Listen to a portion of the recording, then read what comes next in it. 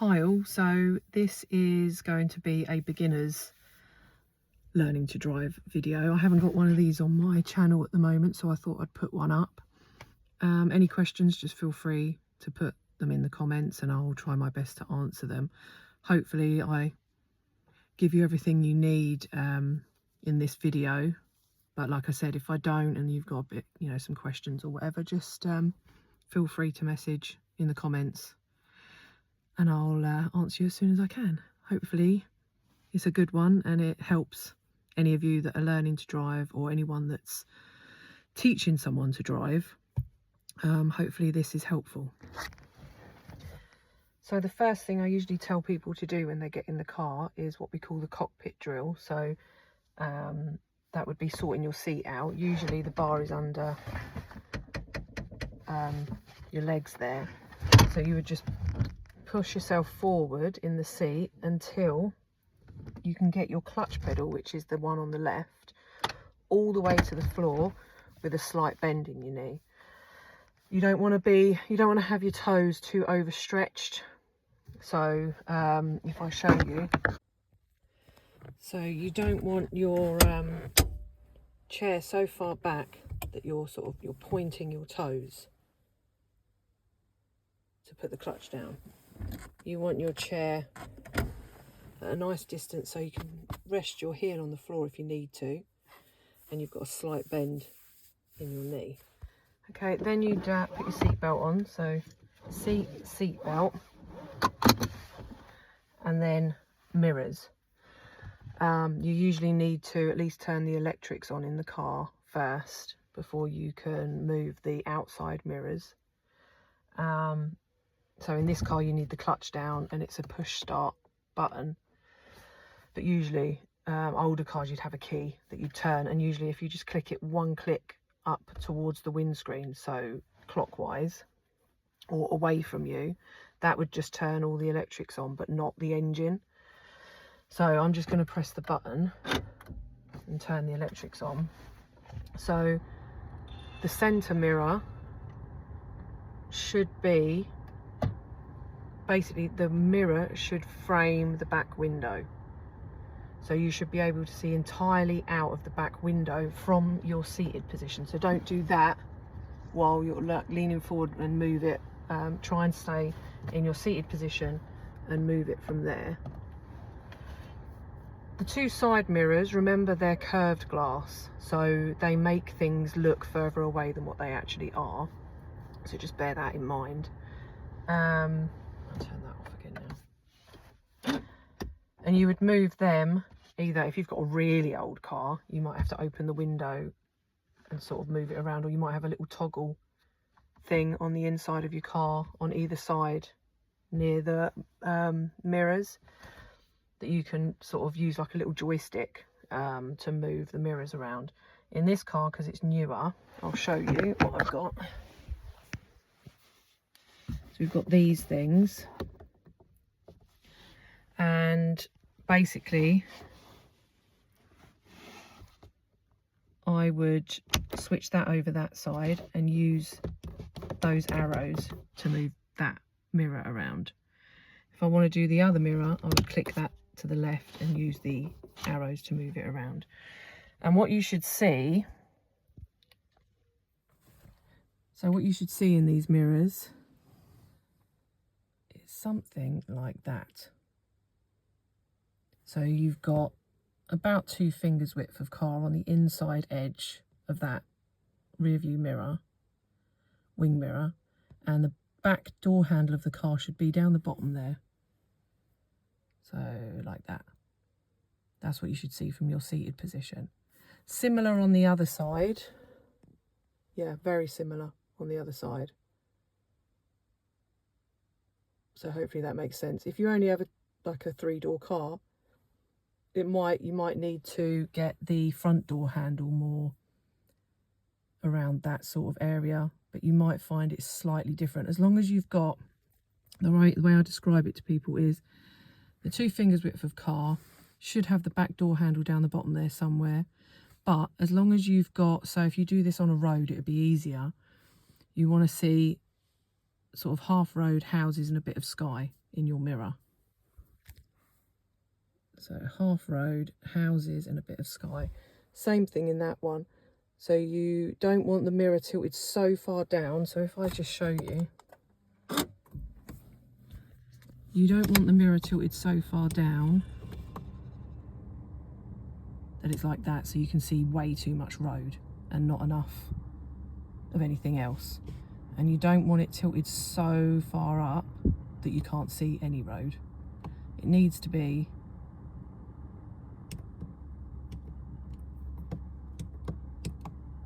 wrong way, like that. Once your seat's set, you've got your seat belt on and your mirrors are set, you're good to go with the rest of the controls and everything. So usually what I go on to now is the pedals. So I'll go over the pedals with you. Now the pedals, left one is your clutch, middle is your brake, right is your accelerator. Or you might hear me say gas instead when I'm explaining things to you, because it's easier to say, obviously, than accelerator. And I used the correct feet for the pedals there. So your left foot is for the clutch only. Your right foot goes between the brake and the gas, because you're never going to want to stop and go at the same time. So just think of it that way. But you do need to use the clutch and the brake at the same time. Excuse my worn out old trainers here. And you do need to use the clutch and the gas at the same time, depending on what you're doing. I'll just get a little bit closer. So the way I describe this to people, and sorry mechanics if this is completely rubbish, you're sort of rolling your eyes listening to this if there's any mechanics, but this is how I find it's easy for people to understand how the clutch works. So I tell them that the clutch is for mainly 4 things. So you need it down before you stop, and I'll explain why that is in a minute. We need to get a biting point set before we can move off, and I'll explain what that is in a minute. We use the biting point to creep, what we call creep and peep. So if you're at a junction and you can't see very well, you would use your biting point on the clutch to creep forward. So you'd be creeping forward and you'd brake, creep forward and brake, creep forward and brake, until you can see that it's clear, and then you can just put the gas on and go. We also use the biting point a lot of the time in manoeuvres, because you can control the speed to an extent with the biting point, but only in a creeping sort of way. It's not your go pedal. If you need to go or you want to go, gas is your go pedal. If you don't put the gas on, you won't go anywhere. Little bit of gas, little bit of go. Lot of gas, lot of go. No gas, no go. Yep, that's the way I describe it to people. So yeah, the clutch, before we stop, we need it when we want to move off. We use it for creeping, and we use it to change gear. So it needs to be all the way down when you change gear. The way you use the clutch is it always goes straight down to the floor. Always. It never goes halfway down. It never goes slowly down, just straight down. Because whenever you want to use it, you just want to use it. And when it's all the way down, the engine is disconnected from the wheels. So that means you can stop. You can't accelerate when you've got the clutch all the way down, because the engine is disconnected from the wheels. And so when the engine is disconnected from the wheels and you've got the accelerator on, it makes the engine want to make the wheels move, because you've got the gas on. So the engine thinks, oh, okay, we want to make the wheels move, but it can't because you've disconnected them. So it's just going to rev. You're not going to go anywhere. It's not going to do anything. You're just going to rev. So clutch down, all the way down, engine disconnected from the wheels. When you bring it up, and you'll bring it up, sort of, it depends on what car you're in as to where the biting point is. It's different in different cars. My one's pretty much sort of almost halfway up, maybe just almost all the way up. You'll feel it. So for now, because basically you can bring the clutch from the floor to the biting point as quickly as you want. That doesn't matter. But for now, you're probably going to do it very slowly because you're going to be trying to find where the biting point is and you're not used to where it is. Once you get used to where it is, you'll be able to find it quicker. But for now, just take it very, very, very slowly, as slow as you need to, until you find a slight change in the engine. And I'll show you what that sounds like. Okay, let's just let the engine settle a bit. So hopefully on this video, you'll be able to hear it.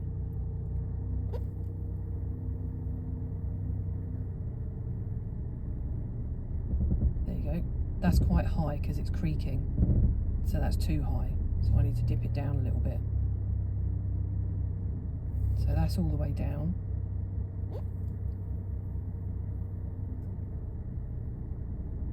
And that's your biting point. That's the low end of the biting point. It's very, very subtle and it's hard to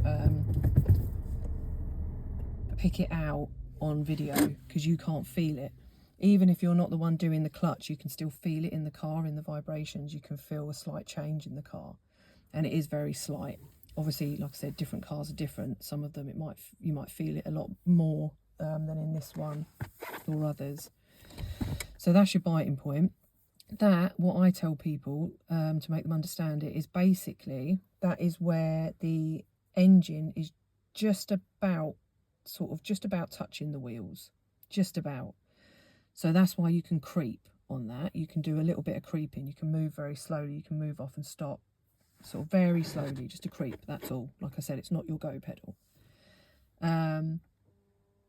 You can't come off that biting point while the car's stationary and in gear. So if you want to come all the way off, so say the engine's on and we're in gear 1, you can only come as far as the biting point. Otherwise it will just stall. The engine will cut out. What you have to do if you want to come off of the clutch while the car's on is put your gear stick into neutral and then you can release your foot off the clutch. So only coming all the way off the clutch if you're in motion and you're in gear, or if you're stationary, you need to take it out of gear before you come off. It's because when you come off the clutch, if you're in gear, again, the car thinks you want it to go somewhere, but you haven't got your go pedal on. So it's not going to go, and it's just going to cut out. The clutch isn't your go pedal. So when you come off of the biting point, that's when you've got to be very, very smooth, because that's when you're reconnecting the engine to the wheels. So if you come off of it like that, the car's going to go shooting forward, and then probably bunny hop like that down the road to a stall, a not very nice stall. Whenever you see any learners or anyone bunny hopping down the road, it's because they've come off the clutch like that, straight off. You want to take about 3 seconds. So you've got your biting point set. And I'll go over the whole moving off and stopping bit in a minute, how you would do that. For the moment, it's just a pedals lesson. But when you do come off the clutch, you'll have a little bit of gas on, and I'll show you how much in a minute. And then once you've got your gas on, when you're ready, so it doesn't have to be straight away a gas clutch switch over. Sometimes you balance those two pedals depending on what you're doing. You might stay on the clutch with the gas on for a little while, but that's more experience stuff, so I'm not going to go into too much detail with that. But basically when you move off, you'd put a little bit of gas on, and then you want to count 1, 2, 3, 4 off the clutch. Then you might be able to, when you've done it a few times, get it to 3 seconds. And then maybe 2 seconds when you're a bit more experienced and you want to move off quicker. So if you're trying to take a small space at a roundabout, it'd be more like 1, 2. But it's always got to be smooth, always a smooth motion. Never bring your foot off the pedal like that and have it just flat back. You've always got to control it coming up until your foot just naturally leaves the pedal behind. And then you should eliminate most stalling, but you are still going to stall. The next 2 pedals are the brake and the gas. They're pretty easy. You just swivel from one to the other, depending on which one you need, or you might lift your foot up and move them over. Very gentle, so you just push them gently as much as you need, and you can come straight off of them. You don't have to come off slowly off of them like you do the clutch. This is the one thing you have to get used to doing, is your 2 feet doing 2 completely different things, like this, all the time. So the clutch sort of going straight down to the floor, but these two don't. They don't go down as far, and if they do, you don't really usually want to use them all the way down. They're just very gentle, just as much as you need. And this one sort of comes up very, very smoothly. So it's just getting used to your 2 feet doing 2 different things, basically. That's, I think, what I find most people find the hardest to get used to, is the multitasking with the feet. But I mean, that's about it for the pedals. Obviously the gas, you can use it like a brake, so if you come off of it, you'll slow down. It's a bit like a tap. The more you turn it, so the more you push it, the faster you'll go. The less you turn it, or the less you push it, the slower you'll go. So you can use the accelerator a little bit like a brake sometimes. If that's not doing the job, then you just move to your brake and use that a little bit. Like I said, both of them very gently, just as much as you need. And that's about it. Any questions on the pedals, just let me know. Anything that I've missed, because there is a lot to go over, and I do this all the time as a driving instructor, but this is a different situation. I'm not in the car with a pupil telling them how to do it, and I have sort of a routine that goes with that, and I'm trying to follow that. But obviously this is a bit of a different situation, so I might have missed something out. Hopefully not. But like I said, any questions, then just let me know. And we'll move on to the gears, because that's what I go on to next. So this is your gear stick, just a normal bog standard gear stick, 5 gears and a reverse. Sometimes you might find that the gear stick has got like a little button under here that you need to push in to get into reverse, especially if it's up here where next to the 1, or you might need to push the gear stick down or pull it up and over to get into reverse. But this one's quite easy, because it's just over towards me, to the right and down. So the gear stick always goes into its neutral position, which is quite handy. That's in between 3 and 4. Now the way I describe it to people is you have to follow this pattern. If you try and go over and up at the same time, you're likely to either go into 3 instead of 1, or you might hit that wall in between 1 and 3 and get stuck there, and then you panic and then go into the wrong gear. Always take your time, just like the clutch. Really take your time with it to begin with until you get more used to it. Same with the gears. Rushing and panicking with anything is just, with driving, is not going to help at all. So taking your time. If you need to, and you probably will do, when you first start changing the gears up, just get, I'm going to tell you what I tell people sort of when to change the gears up. But usually for the first couple of lessons, well, the first lesson, most people don't change the gear up anyway. We stay in 1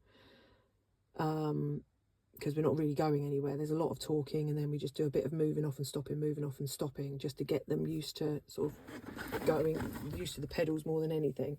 Sometimes people get up into gear 2 if we've got a bit more time and they're a little bit, take to it a little bit better. But as soon as they do start changing up the gear, what I get them to do is I get them to get the speed up more than we normally would. That gives you a little bit more time to change the gear, because when we change gear, we come off the gas. So I'll just show you that. Basically, when you want to change the gear, it's off the gas, clutch down, into the gear you want, clutch up to the biting point, gas back on, and then gently off the biting point. So we come off the gas when we change gear. So you're going to lose speed. If you're new to changing gears, it's going to take you a bit longer to actually get that done. I did that quite quickly. Obviously, 1, because the car's off, so that helps. But 2, I'm used to doing it quite quickly. Anyone who does it to begin with, a beginner, is going to take quite a bit longer. So get the speed up just a little bit more than you normally would. And I'll go over the speeds. So gear 1 is your move off gear. That's got all the power in it. The lower the gears, the more power they have. Gear 1, again, it depends on the car, just like the clutch. Every car's different. But for most of the cars that I've ever taught people in, they've been new cars, and this kind of works well for most of them. I've had to adapt it slightly. But basically what I tell people is to go up in tens, kind of. So gear 1 would be from 0 to 10. So that's your single digits. Once you start going into the double digits, so maybe about 10, 12 miles per hour, you'd want to get into 2. Unless you're a very, very beginner and you're only just starting to do it, maybe get it up more to sort of 14, 15 and then change into 2, just to give yourself a little bit more time to change the gear. Because like I said, when you come off the gas to change gear, you're going to lose speed. And if you can't do the change of gear very quickly or the clutch very quickly, you're going to lose even more speed. So it just makes sense to get the speed up just to 2 or 3 miles more than you normally would. So gear 1 up to about 10, 12, then you'd want to get into 2. So 2 is basically for your teens. Gear 3 is for the 20s. Gear 4 is for the 30s. And gear 5 is for 40. You can get into it in the 40s, or if you're trying to gain speed really quickly, you might not get into gear 5 until a bit later, sort of 50s, 55s if you're on a slip road or something, but that's more advanced stuff. And obviously you won't be going into gear 5 as a beginner, just driving around normal roads. So basically the way I get people to remember it is that it's the gear number higher than the speed you're doing. So if you're doing 25 miles an hour and you're in gear 3, that's absolutely fine, because gear 3 is for the 20s. If you start dropping down into the teens, so say you start going down to sort of 15, 16 miles per hour, you're going to want to pop it into 2, because 2 is for the teens. If you start dropping below 10 into the single digits, you're going to want 1, because 1 is for the single digits. And the best way to change the gear is to use your palm like that. Yep. So 1 would be over towards the left until you hit that wall, and then up. Keep it pushed towards that to the left and pull down to just go straight into 2. When you want to go into 3, just push it out of 2 and let it pop into neutral, and then just push up from there. 4 is straight down. If you wanted to go back to 2 from 3, you would just push it down into neutral, over and down. I call it the zigzag. So you just zigzag down. So you are following this shape that's on the gear stick.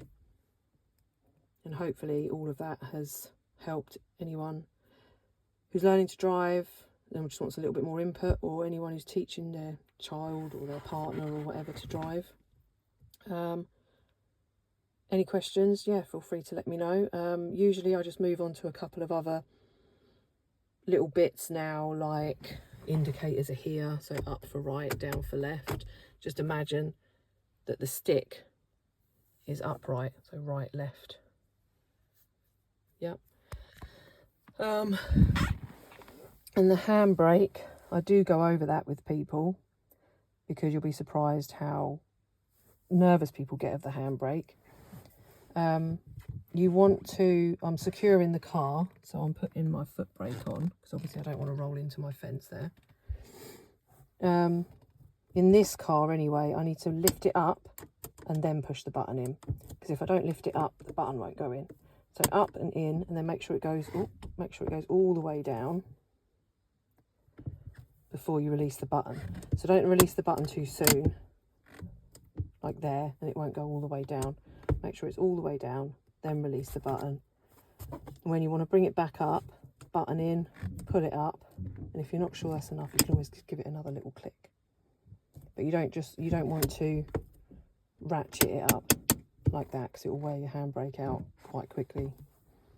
Okay, so the other things I would go over on a first lesson is a couple of routines. The first one is prepare, observe, move, what we call the POM routine, and the other one's mirror signal maneuver. So the first one I usually go over is the POM routine, the prepare, observe, move, and that's because that's the first one we're going to be using. You would use that whenever you're in a stationary position and you're going to move off again. So whether that be parked on the side of the road, at a junction, a roundabout, whatever. Prepare, observe, move. The mirror signal maneuver is what you use on approach to something that's going to force you to slow down or stop. So if we go over the prepare, observe, move first, And these routines you use all the time, over and over and over and over and over and over again, constantly repeating them. So they soon become quite, you know, habitual. You know, they become habit. You soon sort of get used to them. And it does feel like there's a lot to remember on the first lesson. It's quite overwhelming, but like I said, it's all repeating, it's all repetitive stuff. So after a few lessons, it does become better. So that prepare, observe, move routine would be prepare the car to go. So the way that we would do that is we would turn the car on. Then you need your clutch down and you want to get into gear 1. Then you would find your biting point. So what we talked about earlier, you would bring your clutch from the floor up until you feel and hear a slight change in the car. It'll be more feel than hear. So you'll feel like a slight vibration change in the car, but you might hear a slight change as well. Once you've got that, hold it still. So you've got your biting point set and you want to hold that where it is. Then you move on to the observations bit. Now the observations need to be from blind spot to blind spot if you're parked on the side of the road, and you start on the side that you're parked on. Your blind spots are the areas where these pillars are and the areas not covered by your mirrors. So for me, I'd be looking out the back passenger window there to start off with if I was parked on the left side of the road. So I'd be starting on the left blind spot. If you look out your back passenger window, you'll see stuff over there. You should see like driveways, walls, hedges, things like that. And then if you look in your mirror, you probably won't be able to see them. That's your blind spot. So looking at the left blind spot, you would do a 360 around the car. So you'd then check your left wing mirror, your rear view mirror, and check the front just to make sure there's nothing coming in front that would stop us from going, like an oncoming car. If you've got cars parked on your side of the road, you're gonna have to go onto the other side of the road to move off when you move off. So if you've got oncoming vehicles, obviously you can't do that. So you need to check in front of you and make sure that's all clear. Then you would check your right side mirror, wing mirror, and then you would just check over your right shoulder out that back passenger window. Now it can be a bit of both, sort of either side of this pillar. So front window and back window, you might just want to have a little sort of weave backwards and forwards there. And again, if you look over your shoulder and whatever's over there, could be parked vehicle, again, driveway, hedges, bus stop, whatever's over there, if you then look in your mirror, you probably won't be able to see that in the mirror. That's your blind spot. So you do a complete 360 all the way around. If it's good, you would then signal that you're moving off. So you'd signal right because we're parked on the left side of the road and we're moving off. Handbrake down. And if it's taking you a little while to do those bits, keep checking the right way at least. Just keep checking that way because anything can change in a split second. You've got your biting point set. If you've got it, see the biting point's about that big. It's not one set level. So if you've got it sort of at the lower end of the biting point, it might just hold you still. So when you put the gas on, and what you want to do on your rev counter, I'll show you. Now my rev counter is on the right side. I think normally it's every other car I've had, it's been on the left. But basically, you've got your biting point set, you've done all your checks, you've put your indicator on, handbrake down, and you want the revs up to about 1.5, like that. So you just want to very, very gently put your foot on the gas until your rev counter goes up to about 1.5. It doesn't have to be spot on, but around about that. Even 2's okay, but that's more like what you'd want on a hill. So about 1.5, and then you just very, very gently start bringing your foot off of the clutch until it naturally leaves it behind. And what I tell people to do is maybe just do that in bits. So 1, 2, like it's just in little bits, just bringing your foot up in little bits until your foot leaves the pedal behind, and you'll have the gas on. So you'll be off driving down the road, hopefully, at that point. So the other routine, sorry, Okay, straighten it up. The other routine that I go over with people, like I said, is the mirror signal maneuver. So that's the routine we use when we're slowing down or stopping. So if you're turning left, for instance, you would check your inside mirror, because you use that to see who's behind you, how close they are, before you start to slow down or stop. You will probably check that mirror every so often as you're just driving along, especially if you've entered a new road or something, just to see who's followed you in, how close they are. You always want to keep an eye on what the cars around you are doing. But for junction purposes, it would be inside out. So you check the mirrors in pairs. You check the inside one, and then you check whichever direction you're going in. So if you're going left, it would be inside and left. If you're going right, it would be inside and right. So yeah, you check the inside one before you start to slow down or stop, just to check who's around you, how close they are behind you, because that might impact how you brake. You might need to start a little bit, do it a little bit more gradually to begin with, allow them to back off and then brake a bit more. You would then check your left wing mirror, because you want to make sure there's no bikes or any vulnerable road users on that side. Then you can indicate to let everyone know what you're planning on doing. So mirrors, signal, then you can do the maneuver. So that would be easing off the gas, little bit of brake, clutch down, get your positioning, or you might do the positioning first. So you might position, say, over to the left if you've got lanes, then start braking, clutch down. It depends on the situation you're in. So the speed and the positioning can be interchanged, interswitched around. It doesn't really matter which way around you do those. It depends where you are.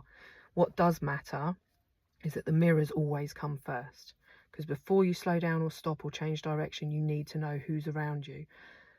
Not just because of other cars and road users and people doing things wrong. So you always want to be keeping an eye on your mirrors and things.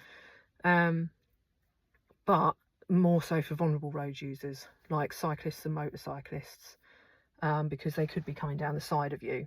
And so you really need to know whether they're there or not before you start to switch over. Very, very important when you're switching lanes. It's so, so important. Or coming out of junctions. If you can't see 100 million% that it's totally clear, don't go. So yeah, just as long as you do the mirrors first when you're coming up to something like a junction or a roundabout, make sure you know what's around you. Let them know what you're doing. If you need to signal, then do. Chances are you will, but in certain situations, like if you look at my other videos, like roundabouts and stuff, you'll see that you signal slightly differently depending on the situation. And then you can do all your slowing down, and then you're positioning, or you're positioning, then you're slowing down.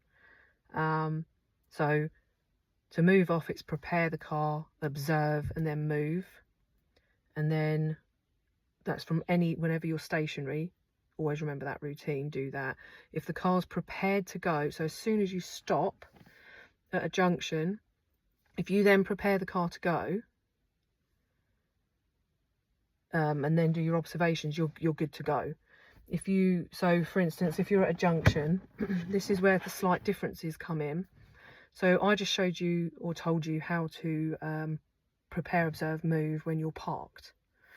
If you're at a junction, you don't need to do all-round observations because you've already done your mirrors on approach, or you should have. So if we were turning left at a junction, centre mirror, left mirror, signal left, ease off the gas. What I usually tell people is if you're going over 15 miles an hour, do a little bit of braking first until you feel the pull in the car, then put your clutch down. For very, very beginner lessons, they don't go more than 15 miles an hour. So usually it's clutch first. Anything under 15, clutch first, then brake. Obviously that's, some people who've been driving for years might be like, well, it depends on the situation you're in. But we need to simplify things for learner drivers, because there's so much that us experienced drivers take for granted that we can just do. For them, it's overwhelming. There's so much information. There's so much they have to do. So one tip I can give anyone who's trying to teach their child or their partner or whatever how to drive is to simplify everything. That's why I said about the going up and down in tens in the gears. I mean, an experienced driver's probably looking at this and going, well, no, I can go right down to such and such in my car. But you're trying to simplify stuff for the learners, because otherwise it's just too much, way too much. There's too much information. You're telling them they can do this in this situation, but that in that situation, and it just, bleh, you know, you can imagine. So simplifying things for them, very good tip. So basically, I usually say, if you're going under 15, put your clutch down first, then gently brake. You'll come to the junction. Now, we don't handbrake neutral at junctions. You'd only do that if you're parking. So the routine's basically the same, but there's slight variations to where you are. So you've done your mirror signal manoeuvre, you're at the junction, you've stopped. You've got your clutch down and you've got your brake on. Now you move on to the prepare, observe, move routine, but you do it slightly differently because we're not going to have this on and we're not putting that in neutral. So that gear stick's still in 1. Your clutch is all the way down to the floor and you've got your brake on as well. So you would keep your brake on while you find your biting point, because we don't have this one on anymore. And you don't want to go yet, you just want to get prepared to go. So you find your biting point, and it will feel slightly different when you've got your foot brake on rather than your handbrake. You'll probably feel it a bit better. You'll get it. Oh yeah, there it is. Once you've got it, hold it still. Do your checks. So your observations now, instead of being all the way around the car, because we're not parked on the side of the road, so we don't have to check all the way around. And like I said, we've done the mirrors on approach, so we should know what's around, like behind us and at the side of us, although you probably still just want to give them a little check maybe before you move off. But you would check up and down the road this time, because you're turning left at a junction. So you need to just check the road that you're on, and you want to check up and down the road 2 or 3 times at least, either way. Both ways, sorry. So 2 or 3 times both ways. And if it's clear, that's when you would come off your foot brake. And you might find that you've got the biting point set at a certain level where you creep. And you can, by all means, as a beginner, just use that biting point to creep round the corner. Then get your gas on up to the 1.5 on your rev counter. And then very, very gently just come off the clutch. No rush to come off the clutch. Even when you get better at it, you might be in a situation where you want to put the gas on so it's ready, but you're not quite ready for the gas to actually take over yet. So you'd have your gas on, and you might just bring the clutch up a little bit and just move a little bit more. Oh, no, but dip it down a bit, and that will slow you down or stop you. And then, oh, yeah, I can go now. So you bring it up and all the way off, and off you go. So just because, like I said to you earlier, just because your gas goes on doesn't mean it's a straight gas clutch switch over. You can control the speed to an extent with that biting point, just within that very, very, very small parameter of where the biting point is. This is all good theory stuff, but you need to get in a car to know what I'm talking about. You need to feel what I'm talking about. So hopefully you watch this video and then you go and do it. Take your time, no rush, no panic. The worst thing you can do is rush and panic in any situation. Anything that's making you feel nervous or uncomfortable, always just slow right down. There's a few things like less space, less speed that I use for people. So if you're in a situation where you feel really restricted, less space, less speed. So slow it down, or even stop if you need to. I always use as well less sight, less speed. So the less you can see, the slower you want to go. And the highway code sort of says that as driving at a speed that's appropriate for the distance you can see to be clear. So yeah, you know, the less you can see up ahead, the slower you want to go. There's all these little hints and tips and things that hopefully I'll share more of them as we go along. But if there's any questions about any of this, then please let me know. Any other videos you want me to do or you want to see, then definitely let me know. And hopefully you've enjoyed it and you get something out of it. I hope I haven't rambled on too long, because I do have a tendency to do that. But thank you for watching, and I really, really hope that you got something out of it, and I wasn't making it too overcomplicated. I know I do get told by people all the time that I make things sound easy, and easy to understand. So I hope I've managed to portray that you know, on the videos as well, because it is more difficult trying to show you on a video when you're not actually in the car with me, and I can't get you to feel it and sit here and actually get the seat sorted for yourself and get, you know, get to know the bits and pieces for yourself. It is more difficult doing it on a video. So I hope that I've managed to move that part of my teaching, beginners sort of lessons, over to video